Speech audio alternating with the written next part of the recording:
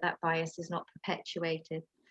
I just, out of interest, had a quick look at Eventbrite to see how many International Women's Day themed events were going on today. There is 500 of them taking place today, never mind on Monday.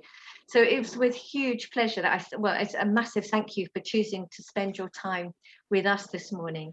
I'd like to put a very quick shout out to John Bridge, who is the Chief Executive of the Cambridgeshire Chamber of Commerce and joining us today, and Vic Annals, who is going to be taking over from John in May as our new Chief Executive. So welcome, gentlemen. Thank you very much for joining us. That's wonderful. Good morning, everyone. Good morning.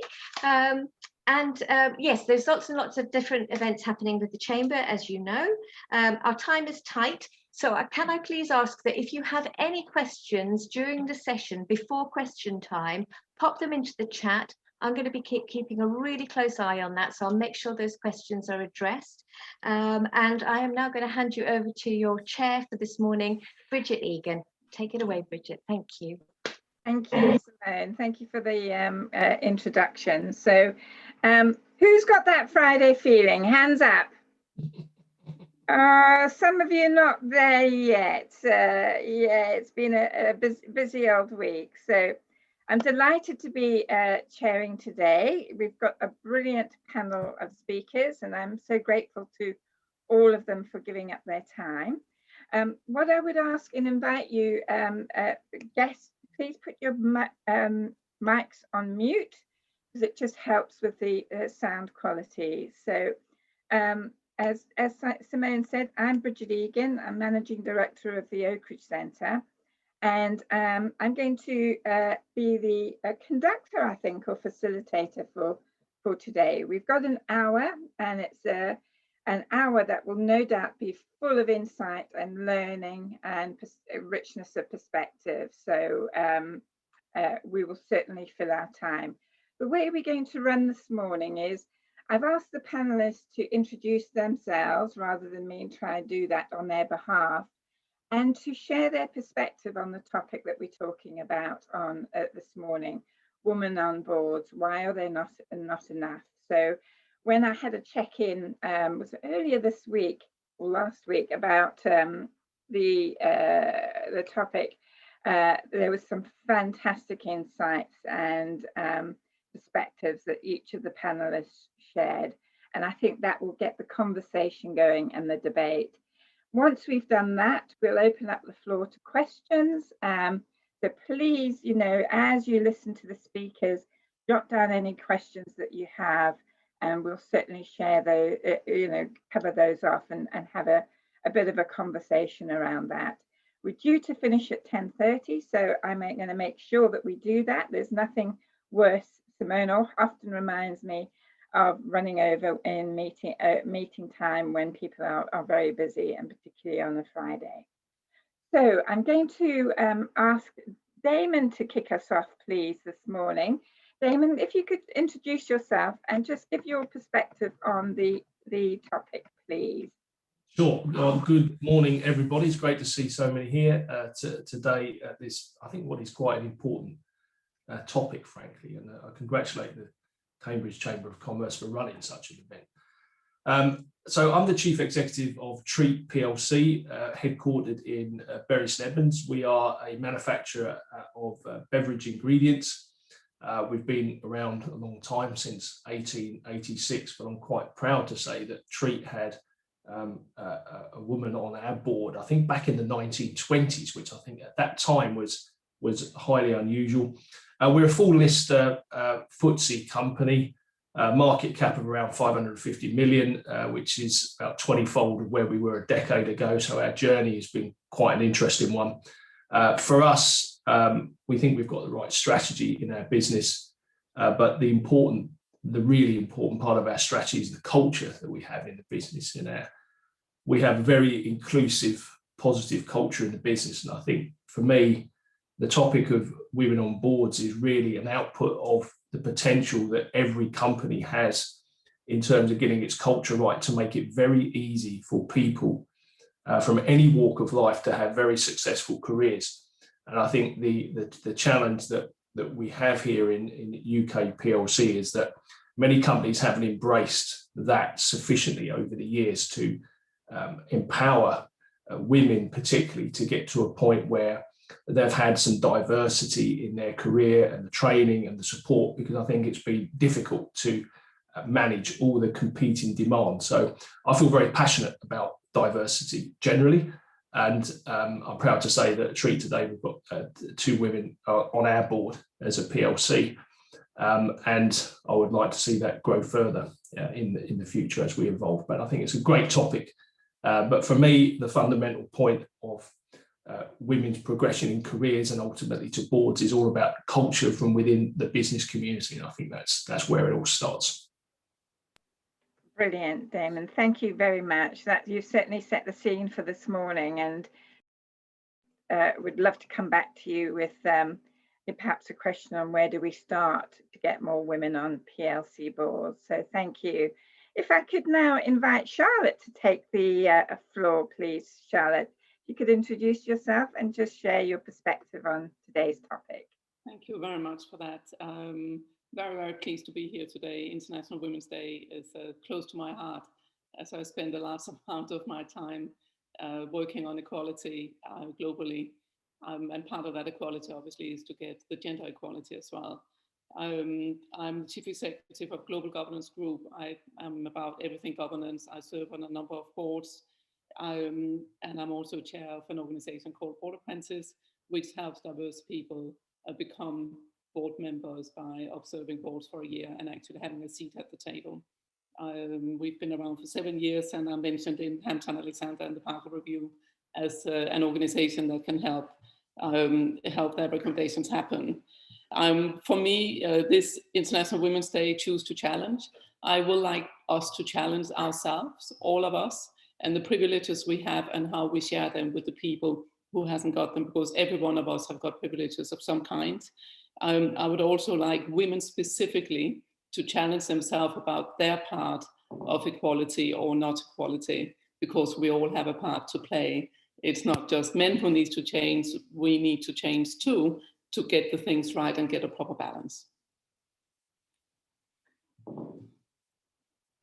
Brilliant, thank you, Charlotte, and thanks for bringing in the theme for the International Women's Day event for today, that Choose to Challenge. And I think that's a brilliant call out to each and every one of us, that let's be mindful of the opportunities where we can challenge those behaviours. And as Simone mentioned earlier, a session earlier this week that the Chamber very kindly hosted around being an active bystander.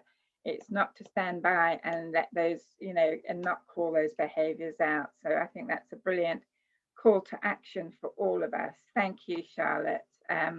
Let's move on to Faye, please. Faye, if we could hear from you. Hello, Faye. Hello, thanks Bridget. Hi Simon, and thanks to the Chamber of Commerce for putting this event on. I know a few of you on the call today, so forgive me for repeating what you may already know. Before starting Cofinitiv, which is a PR and communications company that works locally, nationally, internationally, I actually worked on a global basis, predominantly in the tech space. So my initial working experience was very much in a male-dominated environment, and I quite honestly saw no huge issues because I was in that conversation right pretty much from the outset. However, that fundamentally changed when I became an entrepreneur and started to work with a whole range of different businesses. And that's when, for me, it started to become more of an area that I thought that we could all input into. So one of our key ethoses within Cofinitiv is around paying it forward. And I think it is our responsibility to put ourselves out there and to pay it forward wherever possible. So the whole Choose to Challenge mentality of this year's campaign, I think, is absolutely it resonates with the way we think. So I can go through later on. I've worked on different boards. I actually cut my teeth in the PTA, which I think was a really good, strong place to start, to give you some experience in how do you, it's not like running your business, you have to work in a slightly different way on a board. So there was a PTA first of all, then a community interest company, and then a tech association, and I can tell you some stories on that one and how I actually got that role too. And currently I sit on John and Vic's board within the Cambridgeshire Chamber of Commerce with Jackie, and the equivalent local enterprise partnership. So there are two things for me that I think get the conversation going. The first one, and I noodled this with the group on Wednesday, which was that sitting on boards is like politics. So as you get older, you get more involved in things. And I actually think that that's what happened with me, both with politics and with sitting on boards. So I think that that's a natural course. And I'm not saying that's the right course. And I would actually like to talk about how we engage younger people on boards as well. The second thing for me as to why are there not more women on boards is quite a simple yet maybe a slightly controversial one. So let the conversation begin, which is we don't put ourselves forward. So I've had instances where we encourage people to put themselves forward, but they don't. And there's kind of reasons behind that, whether that be personal belief, competence, or practicalities. And they're the things that I think we need to address in order to get more balance and more diversity generally across boards. Brilliant. Thank you, Faye. Two very powerful insights there, which we'll certainly come back to. And that idea of, not putting yourself forward, what is it that's holding you back? And it's quite a complex area, and playing the politics, how do I want to be in the game, or do I want to step out of it? And I think that's often the challenge. So maybe there's something about choosing to challenge the political arena that board environments are often reflecting, and certainly choosing to challenge ourselves, put our hand up or say, yes, I'm going to go for that and give it a go. So thank you so much, Faye, for those insights as well. And we come to Ruth now. Thank you, Ruth. If you could introduce yourself, your organisation and your perspective too, please. Thank you, Bridget. That's lovely to be here and to see all these people. Absolutely brilliant. So well done to Cambridgeshire Chamber of Commerce. Another big hit, I can see this is. So yeah, I am the CEO of an organisation called the Smart Working Revolution. So I sit on their board. I am also a board member of an organisation called Smart Matching, and we do a lot of outplacement type work at the moment, and a lot of it with women, but with men as well. I'm also a board member for Pioneer Group, which is a housing association, Castle Vale in Birmingham. So my background is HR and outsourcing and offshoring and all those sort of things. And I have I've got an interesting take on in terms of why there are not so many women on boards. And I think that one of the reasons goes back to some of the passion that I have around smart working. There really haven't been enough smart working options available for women. And I think things changed on the 23rd of March last year, when leaders had to take a leap of faith and trust their workforce to work remotely. And I think we're getting into this stage now where women and men will have a lot more options in terms of work. And I think that will open up more opportunities for women to become parts of boards. So I think the social norms have been against us to a certain extent, and I think those are opening up. And I think also there's a certain amount of fear around, and actually it takes a bit of practice to be able to feel confident on a board. One of the things that I think is absolutely tremendous in terms of getting that sort of confidence, and Faye mentioned PTAs, but I noticed that we've got a contact of mine, Richard Elam, who's from Inspiring Governance, and he encourages both male and female young and mature, to join school governors boards, because it's a great way of getting some of those skills that we need, and it will transfer to board level.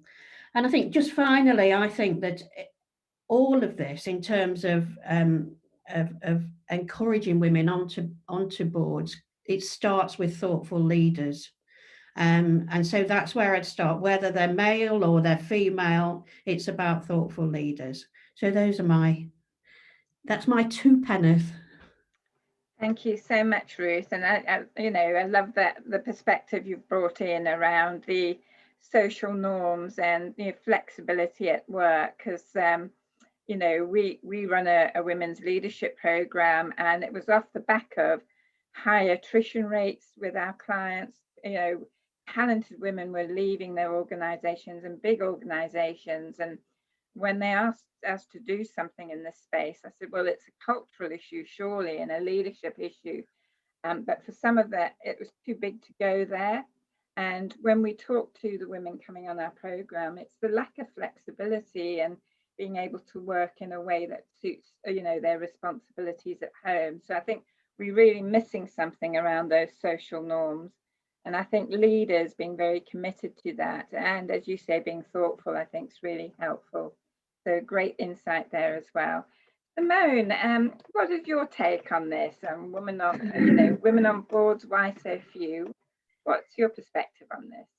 I think like with a lot of things that take us out of our comfort zone, it could be fear, that imposter syndrome that we've all probably experienced, maybe not put a label on it. I know that Melanie, who is here with us today, she does quite a lot of insightful training on that, that we're not good enough, and that can often be the case. Looking at it, there's a difference. Research has shown that when we're looking at job adverts, women will say, or in the majority will say, oh, I can only do 80% of that job, I'm not too sure if I'll be good at it. Whereas a gent looking at the same thing will be like, got about 50%, might as well apply, that kind of that innate confidence. It's stereotyping, but we need role models as well. I know that's something that Charlotte's very keen on with having reverse mentoring. So we need that. We need to see that it's possible. We need to put ourselves out there. That's my kind of view. Brilliant. Thank you, Simone. And I see there's already a question coming in, so that's brilliant, and certainly we'll pick those up. But I'd like to come back to you, Damon, if I may, on this idea of where do we start to get more women on PLC boards, and what's your view? Where do you see the challenges or the blockers for that? Well, I think if to make it easier for women to join PLC boards, we shouldn't be starting from today. We should be starting 30 years ago. And I think Ruth said something for me which resonated strongly, and that's around smart working and flexibility. I think we have really done very little to enable not just women actually, but people generally to have flexibility and understanding around life generally. But of course, women who bear the brunt typically of caring duties for children and so on, I think there's been little understanding. I think some industries are more guilty of this still today than others. I think a lot of professional services are stuck in the dark ages, frankly, in my personal opinion, in terms of requirements to be at the desk, although of course the last 12 months has not been quite at that desk, but at a desk with the jacket on the back of the chair. And I think that mentality still sadly exists today, in terms of it can be an impediment for career progression. And I think gaining sufficient experience can be a challenge, and I think that's been the problem. But we can't start from 30 years ago. We can only start from where we are today, and having, I think, very positive conversations like this about the way forward. And there is clearly a way forward. And I think, again, for me, it comes back to culture within the business. We are very clear at Treat that the success we've had has absolutely hinged on the culture that we have in our business in the widest sense. But we've made it very easy for people to have lives. I mean, I've done presentations in the last 7 or 8 years where I've put slides up showing people stuck in traffic or boilers broken down. And what companies still say today is, well, make sure you make the time up, and you have all this outmoded sort of workplace thinking. And I think this may seem very micro and well away from a PLC board, but I think if you make it difficult for people to have lives and careers because they've got, things happen in life, and unless you're an understanding employer in the truest sense, and any employer standing there with a stopwatch or a time clock doesn't get this. And I think it's critical for me that we enable careers to develop and flourish and be as flexible and understanding as we possibly can. And I think there's a lot of expectation around hours put in, to drive careers. People get often very confused between years of experience making a big difference. And I've seen many people who have had 20 years experience, or have had they 1 year experience 20 times. And I think there's a different lens that people can look through in terms of finding people's abilities that ultimately come through and join boards. I've already heard some fantastic opinions and comments today about women also have a responsibility to put themselves forward, and I think that's absolutely right. Of course, I think there's absolute merit in that, but ultimately, of course, the goal should be the best people for the job, regardless of gender or any other diversity lens. But I think we've got to do a little bit of work before we get to that point in many respects, and support people who have responsibilities in the workplace, outside the workplace, and just enable people to have this. Even work-life balance for me is an outmoded concept. It speaks of inherent stresses. Something's got to give to balance the other half up. You can have a holistic life and be very successful. We are very convinced at Treat, and I see this every day in the business, or at least I would do if I could get to the business. But once COVID abates, then I will again. But people who are able to bring their full selves to work are enormously powerful in the business, and they have a lot of success because they feel unencumbered by issues, because we as employers make it easy for people to deal with stuff. And I think if you can bring all of yourself to work, your passion, your commitment, because you've got great flexibility and understanding and trust, which is a big deal in business, then I think people's careers can progress. I think you can build experience, and ultimately you can achieve great things in life and join boards and frankly do whatever it is that you want to do. But I think it all starts with the right culture in the business for me. But I'm incredibly biased on this, but I feel very passionate about it as well. Brilliant. Lovely insights there, Damon. Thank you for offering them in. I'd like to come to your point about experience. Have you had 20 years of experience, or 1 year repeated 20 times? And there's been a brilliant question posed by Simon Fairhall. Simon, I don't know if you want to ask your question, or you're happy for me to.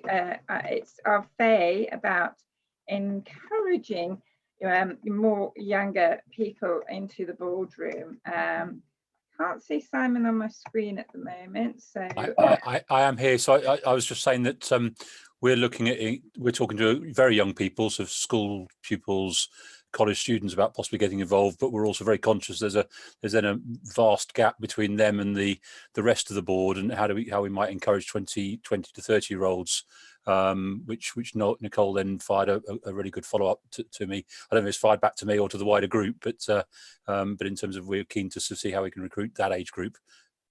Brilliant. Thank you, Simon. Yes, I see you now in your lovely pink shirt and headphones there. You look like a radio DJ. So how could I have missed you? It's great to see you. Faye, would you like to take that question? Because that was an area that you felt passionate about when we had our discussion earlier this week. So Sure. Would you like to comment? Sure. Thanks, Simon, for the question. And actually, I think it leads a little bit onto the narrative. I think, was it Nicole? I can't remember who asked that question. I'll come back to that in a minute. So how do we encourage younger generations? They need role models. They need people like the people on this call today being the positive role model, saying you can make this happen.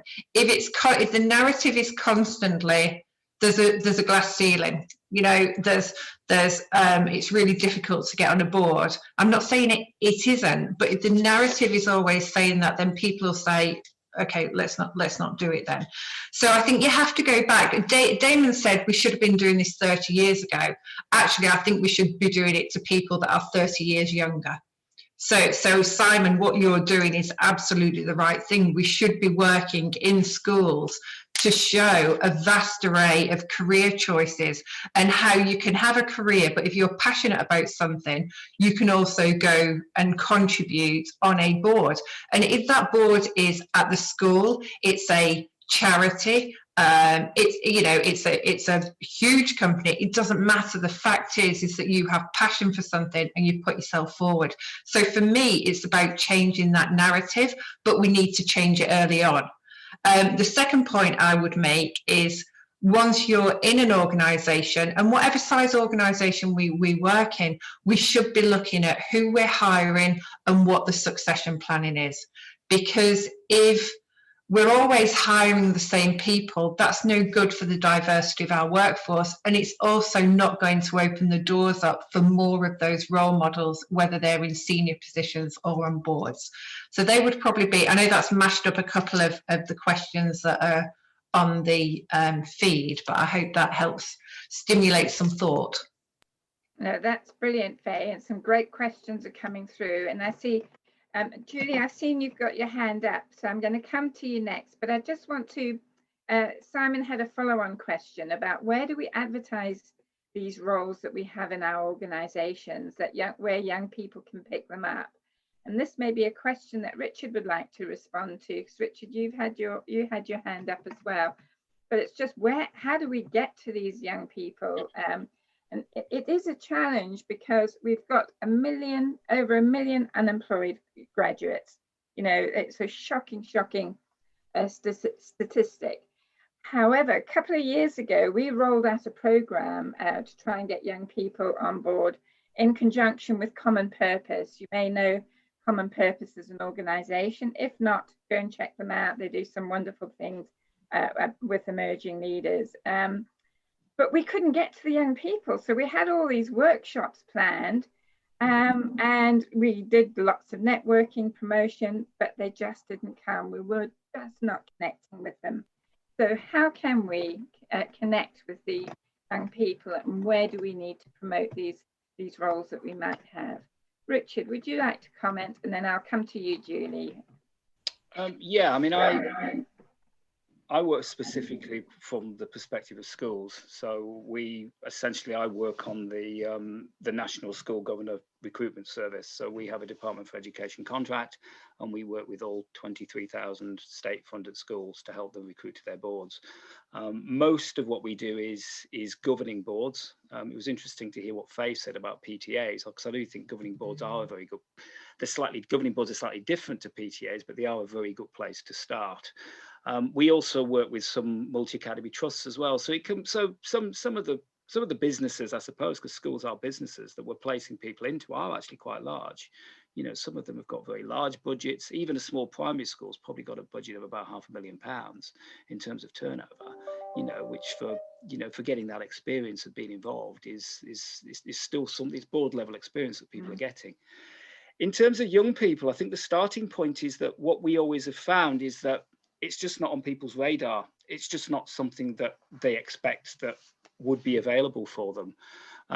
You know, people have mentioned culture, and there are cultural perceptions of what boards look like. I was at Birmingham City University on, I think it was Tuesday. It's been one of those weeks gone quickly, thankfully. But I was on Tuesday, I think. And one of the slides I have is I think it's from the turn of the 20th century, and it's a lot of men of a particular age wearing suits sat around a boardroom table. You know, BCU, Birmingham City University, where I was, is one of the most diverse universities in the country. It has more non-white students than it has white students.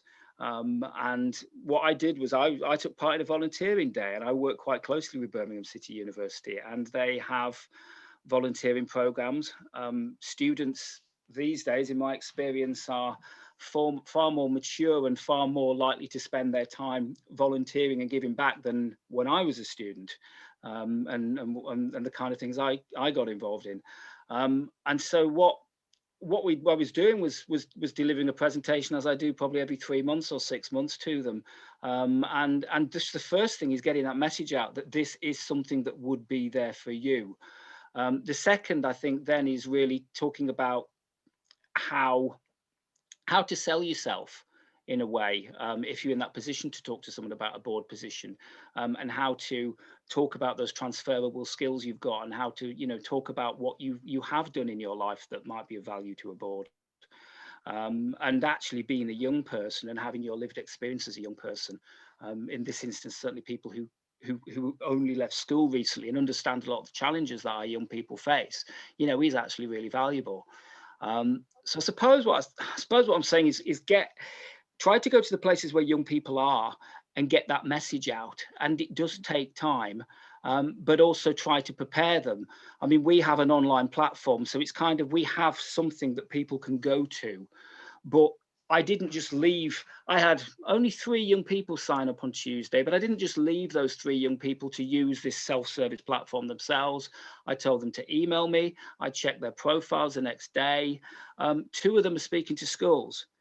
One of them was speaking to school at 10 o'clock on Wednesday morning. It was great, right? And it was by having to realize that you have to go that little bit further to support young people into boards. And I think also you've got to realize that not all boards will be supportive. As someone said to me the other day, from a multi-academy trust, they said, well, it's great, we can recruit young people to boards, but what do we do when they turn up at a meeting and one of the older governors always says, oh, how old are you? You're a bit young. And I think it's that culture of things. It's the whole piece we have to look at. And that's what we do with young people. And in terms of women, what we find is on governing boards, there are slightly more women than there are men nationally. Not a lot, but slightly. And I think part of that is possibly because it's more accessible. It was mentioned, I think Damon's mentioned it, and a few people have said it's about this kind of, it's about cultural expectations, and it's about what's accessible. And there are more primary schools in this country, 3 times more than secondaries.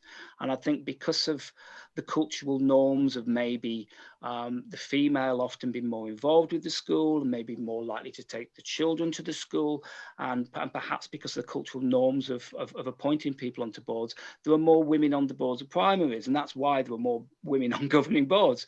If you look at trustees in big multi-academy trusts, and if you look at chairs, there are less. Yeah. More of those are men, really. But I think it's about the whole piece. Certainly what I'd be happy though with any of you here is to work with you on trying to encourage people onto school governing boards, because it's a really, really good place to start. Brilliant. Thank you, Richard. I'm going to come to Julie. Julie, you've waited ever so patiently, so my gratitude to you. Thank you. You've had your hand up for a good while now, and I'd love to hear your thoughts, reflections, questions. Thank you. Well, I'm Julie Newland. I'm from the University of Hertfordshire. I'm a Pro Vice Chancellor there, and somebody sort of spurred my thoughts with the whole unconscious bias, and I think it's something that is coming across at the moment with the tragic murder of the young woman, when I think there is something around. We're still talking about what we should do and how we should change and how we should be more.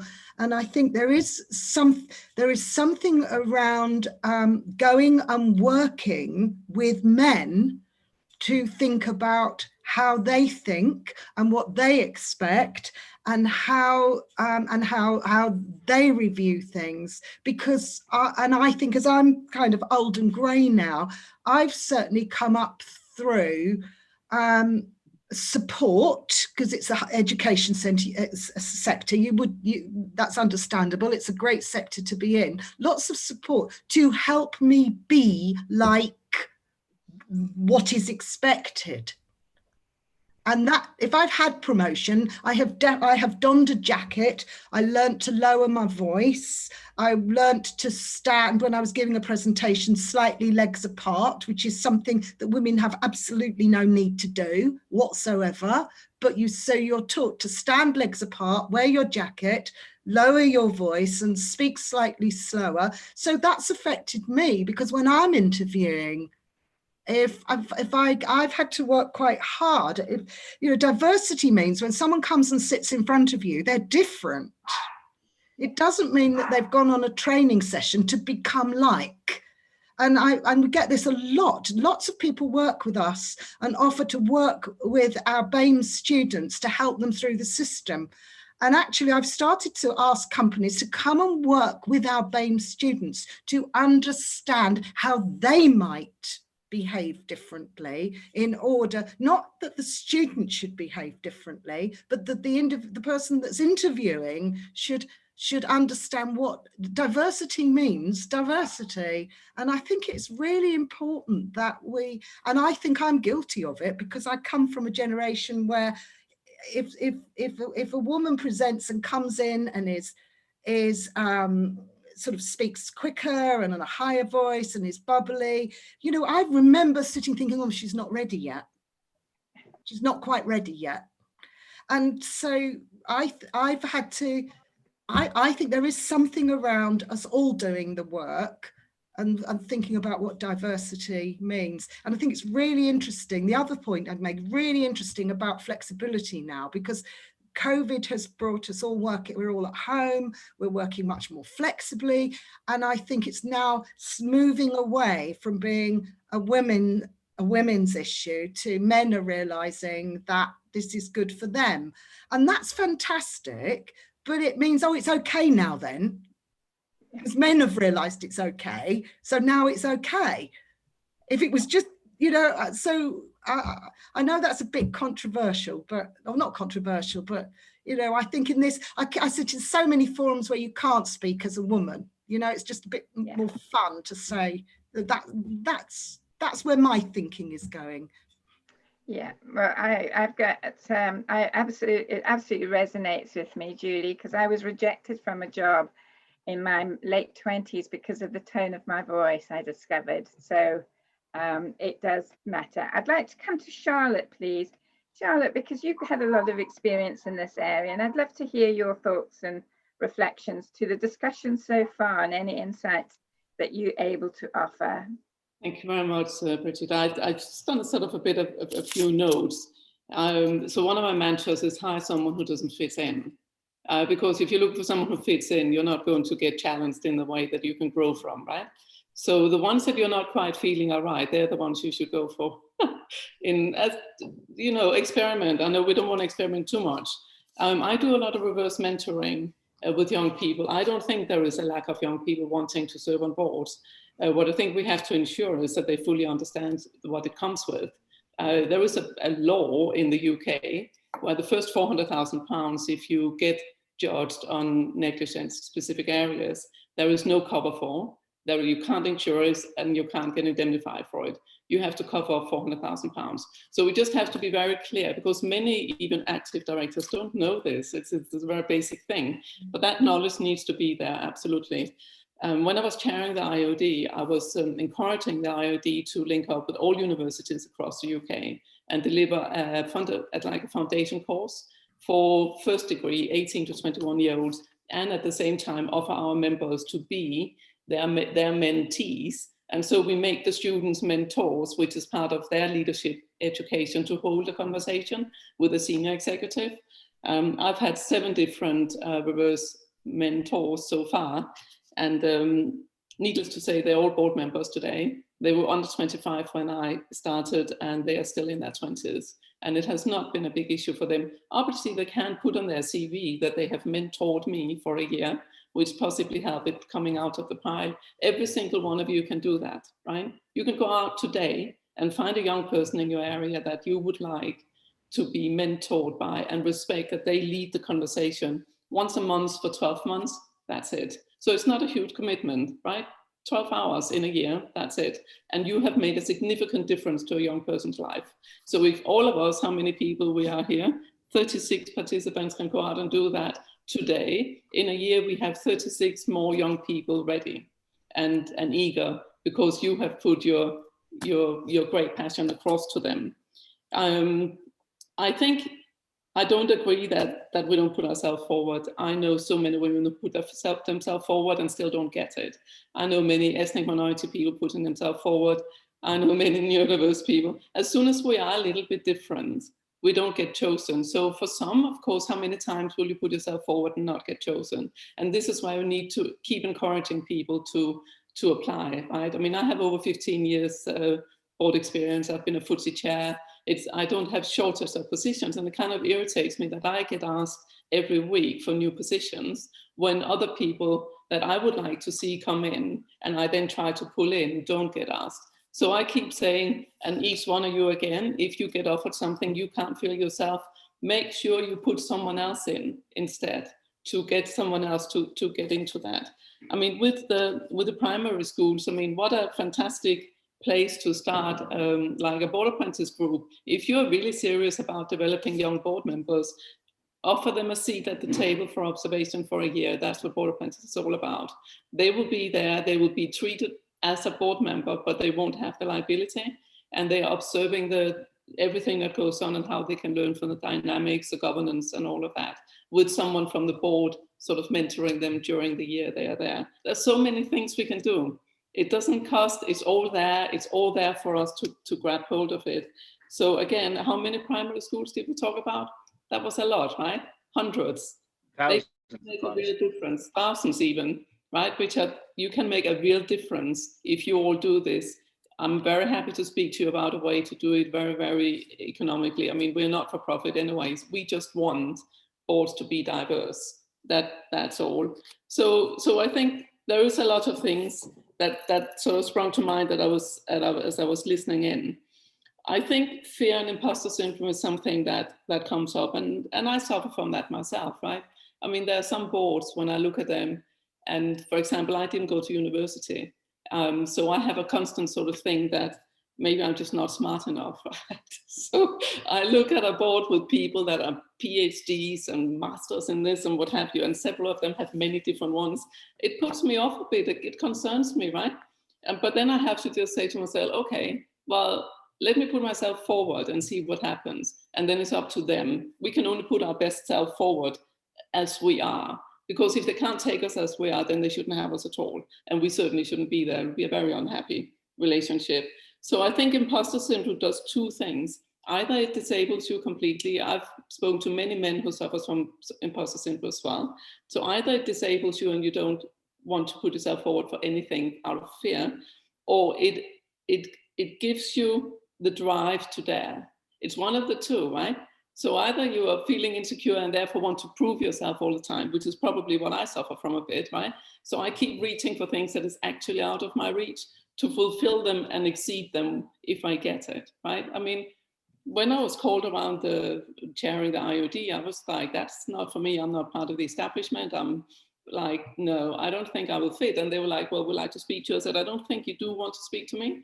And they were pushing, so I spoke to them and I said, look, there are certain things you just gotta know. I'm like this. And if this doesn't fit, then don't talk to me because it won't be good. So those are some of the things that sort of came out to me and a few specifics that we can all do. Sorry, it was long. Brilliant. Thank you, Charlotte. There's some lovely calls to action in there. So, you know, and an urge for you to go out and take that action and some powerful insights. I'm going to come to Amna because Amna, you've had your hand up for a while. And then I'd like to come to Ruth to hear Ruth's perspective because we haven't heard from Ruth yet as a panelist. And it may be one of the questions that we've got down the chat because there's a lovely chat happening here. So do take a look. So Amna, over to you. What's your question? Hi all. Can you hear me? We can hear you beautifully. Okay, We can't hear you, but we can hear you. Yeah, I'm sorry for not having my camera on. I'm on the phone and it is kind of not standing up. So sorry for that. Not at all. I just wanted to come back to the point of why there are so few women. It's lovely talk, and I agree to most of the things that is being said. But just even from the last talk that happened on Wednesday, it came to my mind that one reason I always find is that when you are on board, you're a successful person, you're earning well and everything. It kind of makes the men in your life a bit insecure, sometimes even intimidated by the success that you have. And I think at the back of your mind, many women who have families, they do think about this thing that if I go from a career-oriented job, it might make my husband, my partner, somebody insecure. Because I had this chat with my regional director, and he said he spoke to his wife about that as well. He said, "You're so right, because I do think if my wife earns more, it will make me insecure. I won't be happy." And it's not only the men; it is even the men, if they are so comfortable in their skin that they don't get uncomfortable with it. It is the people around in our society who makes them think, "Oh, your wife is earning more than you, so you must be doing something wrong." So for me, being a woman, if my husband earns more or has a successful job on a board of directors, I'll be so proud and say it proudly. But I'm not sure if the reverse would be true. That's thank you, and a brilliant question. And I think that segues beautifully into you, Ruth, given your experience around social norms and perspectives and perceptions. So what are your thoughts around that?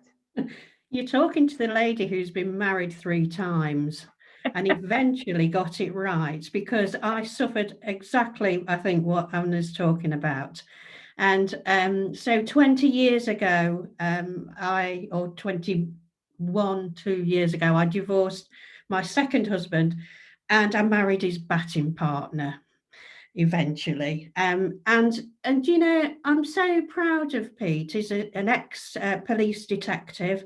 He's brought down some major criminals in his time. He's never earned anything like I earn in that sort of role, as you can imagine.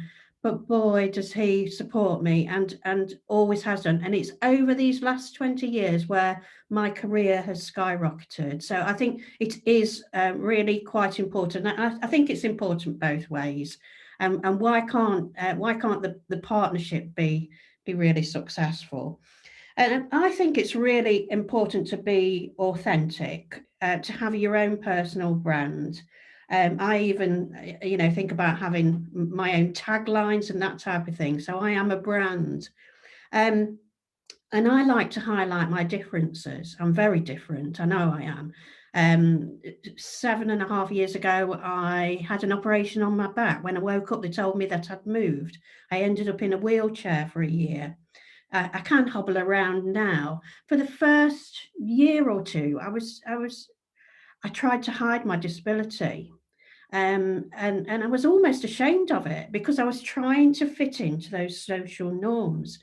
And I'd hide my walking stick when I went for an interview, when I was looking for a contracting job or whatever. Now I don't. I wear really bright shoes that actually focus on the fact that I've got this bit of a limp.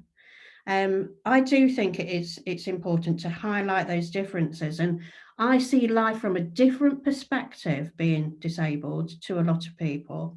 And actually that perspective on the board is crucial, because I really do think that boards should reflect the customer base. And it's one of the reasons that I sit on the Pioneer board, the housing group, because I've been a single mum. I know what life can be like that out there. One other thing that I'd say is, when you walk into the office, you don't take leave of your responsibilities, your families, or your passions. You take them with you into the workplace. And this goes back to my passion for smart working. We should be more supportive of both men and women working more flexibly and working to achieve outcomes, and not the amount of hours that you're present. It's about the outcomes that you achieve. And I think the more that we get to that perspective, the more that we'll begin to see a balance of women on boards. I mean, what I'm so interested in is to look into the future and think what a difference when you've got more women on boards and it is more equal. what's that going to mean to society and to business and to commerce? I think it can only be good, because we spend half the money, you know. Okay. We do, Ruth, if not more. I'm very conscious of time, and thank you for sharing your personal insights there as well, Ruth. And you know, we need to hold each other up and be proud of what we're achieving in our families and beyond. Nicole, you've got your hand up and a question, and we're coming to the end of our time, so I hope we're going to be able to do you justice. So go. If it's a comment, brilliant. If it's a question, let's see who would be best placed to answer that for you. Sure, great. Thank you very much, Bridget, for chairing this meeting. And good morning to you all. It's been wonderful and such a breath of fresh air hearing the conversations that I've had this morning. A little bit about myself. My name is Nicole Moye. I am 21 years old. I'm a third year student at university. I graduate in May. I'm very glad about that. And I am also a local candidate for this year's elections. While I've been listening to such wonderful narratives about engaging more women, and particularly young women, in board level positions, I'm interested in finding out from many of the panelists what provisions are actually in place or should be in place to help encourage young women like myself to reach those board level provisions and positions, and also what plans of actions do you have in place to engage schools, colleges and universities to help encourage young people to participate in these positions. And I think representation, someone mentioned, I believe it was Charlotte, that it is really important, and it is powerful to ensure that there is people in those positions that can young people like myself aspire to be like, or to look and follow as role models. And to Damon's point as well, it's brilliant that you have 2 women in your board. And I always say, the more you give, the more you receive, and it's demonstrated in the performance of your business that you're doing well. And so essentially, while I understand, of course, there's personal responsibility that has to be endowed upon the individual to achieve those goals, what essentially provisions are organizations and companies do they have in place to ensure that women like myself can reach those positions? Thank you. Wow, Nicole, there's some lovely insights and questions from you there, and I really appreciate that. And I think some of the panel have responded to some of those points, and some of our guests. We heard from Richard talking about the engagement with schools, and we heard from Charlotte about, reverse mentoring and how we can bring more people, young people in onto boards. And we've heard from Damon about smashing, the kind of the glass ceiling, women smashing the glass ceiling, and, boards being more open to that. I guess my sort of closing thought on your comment then, Nicole, would be to network, build your network and make that network as diverse as you possibly can. You've got an opportunity to connect with all of us here today, and don't be shy about that, because that's where the possibilities lie, kind of building your networks and seeing the opportunities as they are. And certainly 21, I wish I'd been as brave as you, 21, in a situation like that, to ask those powerful questions and be as insightful. So I'm sure in time, people will be snapping you up to join their boards. Now, Faye asked a very powerful question. I'm coming to you, Faye. I see you've got your hand up. Lovely. So that's going to work really well, because I spotted in the chat a question that you posed to all of us. Well, you can ask it, because I think it's one for us to all reflect on as we leave today. Thank you. So I want to go back to Nicole first, if I may. And it links to some of the other questions as well. You do have a responsibility to try and find the right opportunity. So there are job boards and everything out there, but the key about going on a board is pick something that you're passionate about, that you have the requisite skills, because boards are made up of multiple people, but actually the best boards are made up of those that can work on bits of HR or bits of communications or finance or work, so the people are coming and bringing a specific skill set. So I would really recommend that you go and, you know, look. And if you see, so say for example, you really like cycling, go and look at Cam Cycle in Cambridge and see, do they need any board directors? You know, be proactive, because that's the way that you also secure a position. So the skills and passion is really important. And linking back to what Bridget just said, there's mentorship. Mentorship is great. Sponsorship is even better. So I'll give you one very quick story. We run a group called Impact Women's Network, and it's about creating impact. So we don't really talk about imposter syndrome and glass ceilings and things like that. We talk about what can we do that will really make a difference. And there was a lady, and she won't mind me saying, called Niley, who came to a meeting similar to this one, and she was like, I really want to sit on this board. It's a lovely opportunity and I really want to do it, but I'm young, I'm black, and I've never sat on a board before. And we literally, there were 20, 30 women in the room, and we all pounced on her and went, just apply, go and do it. Don't wait, because you're telling us you're the right person for that job, so go do it. Is the key thing. And so for me, sponsorship is vital as well. So Bridget just said, go network. Find some sponsors, because I'm telling you, you know, they will help you find the right position for you. So that was just my bit for Nicole. And it links to, I guess, the call to action. For me, it's, if one of you today goes and applies for a board position, we've done our job. And I really hope that more of you will do that, or you'll come back to us and say, actually, can you help us a little bit more? We're not sure about that. Like Shirin, about talking about skills. If we can help you get over that obstacle, then you will go and seek out an opportunity. So that the question actually is kind of back to all of you. What do you need to go and apply for that board position? And that's a powerful question for us to bring our meeting to a close. My goodness, doesn't time fly when you're having fun? I would like to, Damon, you've got your finger up. So I'm going to steal 10 seconds just to say, Nicole, that was fantastic.